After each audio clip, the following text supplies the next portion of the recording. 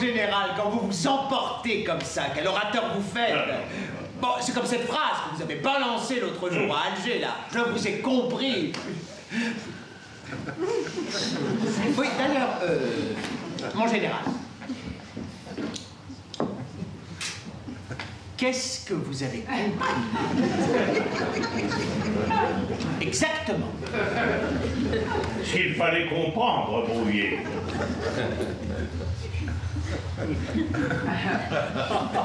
C'est-à-dire? Parce que tout le monde a compris. Tout le monde? Oui.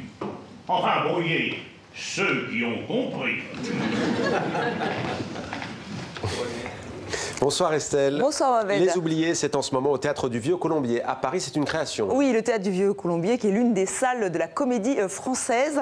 Alors, Les Oubliés, Alger, Paris, le sous-titre est important, puisque le passage que j'ai choisi fait évidemment référence à la guerre d'Algérie, à cette célèbre phrase du général de Gaulle, « Je vous ai compris ». Alors, cette pièce, elle a été écrite et mise en scène par deux jeunes femmes. Elles s'appellent Julie Bertin et Jade Herbulot. Elles ont fondé le Birgit Ensemble. Et Mohamed, elles sont passionnées d'histoire. Elles viennent de terminer un cycle sur l'Europe. Maintenant, elles s'intéressent à la France et donc à la guerre d'Algérie. Alors, si vous avez des lacunes, eh bien, allez voir cette pièce. On a vraiment l'impression d'assister à un cours d'histoire sur la guerre d'Algérie, mais surtout sur la création de la Ve République, qui est en cours aujourd'hui en France, qui est très décriée, puisqu'elle met le pouvoir exécutif vraiment en avant. Il y a beaucoup de questions autour de cette Ve République, et ces deux jeunes femmes nous rappellent pourquoi elle est née en pleine guerre, en plein conflit, ceci expliquant cela. Alors, ça a un intérêt politique. D'ailleurs, quand je suis allée à la première, il y avait un ancien Premier ministre, Laurent Fabius, et un ancien ministre de l'Intérieur, Jean-Louis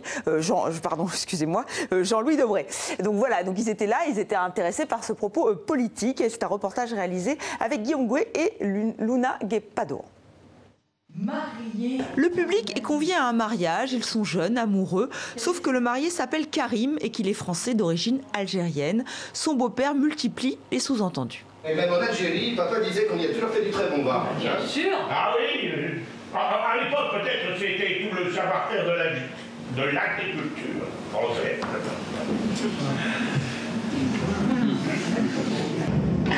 Cette pièce s'inspire en partie de la vie de Nazim Boudjena, le comédien est franco-algérien, et quand il se filme pour la scène dite du confessionnal où chaque personnage se dévoile, L'Algérie française, c'est ça qu'il a voulu dire.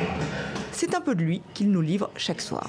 On est beaucoup dans ce cas à vivre dans le pays et puis avoir de manière sourde la nécessité, la sensation, le besoin de justifier sa présence en fait tout bonnement quoi. Oui. C'est pas grave.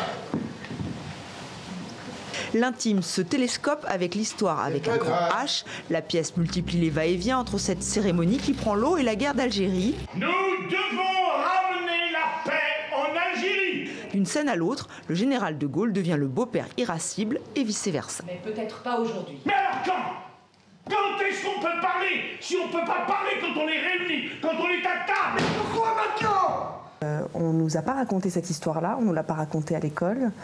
Nos parents ne nous l'ont pas raconté non plus. On s'est dit, mais il y a là, justement, encore une fois, comme un point aveugle dans notre mémoire collective française, qu'il faut peut-être là essayer de lever et puis surtout de questionner ces non-dits. L'ordre dans l'État. Les deux jeunes femmes se sont focalisées sur la période 1958-1961. Elles voulaient montrer comment et pourquoi la France avait mis en place la Ve République, aujourd'hui décriée. Oui, elle a des institutions stables, mais dont on sent aujourd'hui les limites.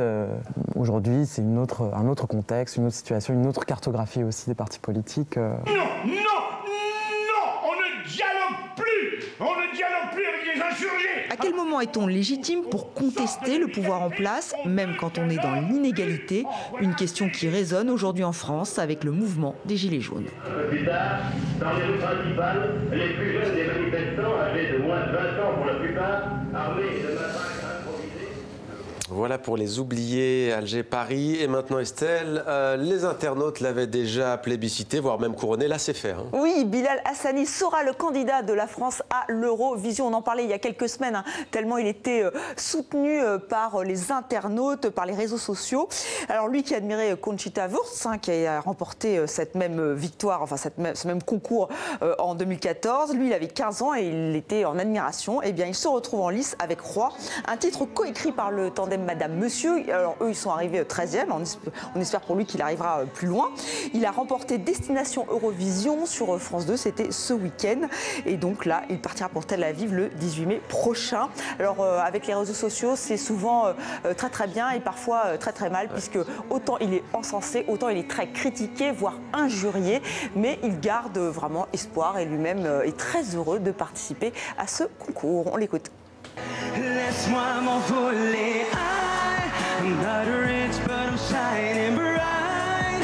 I can't see my kingdom now. Quand je rêve, je suis un roi. Quand je rêve, je suis un roi. I'm not rich but I'm shining bright. I can't see my kingdom now. Quand je rêve, je suis un roi. And I know